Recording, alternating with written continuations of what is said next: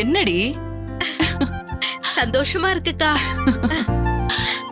ஆமா, உன்கிட்ட ஒண்ணு கேட்கணும்னு நினைச்சேன். தப்பா எடுத்துக்க மாட்டியே? என்னக்கா, நான் எதுக்காக தப்பா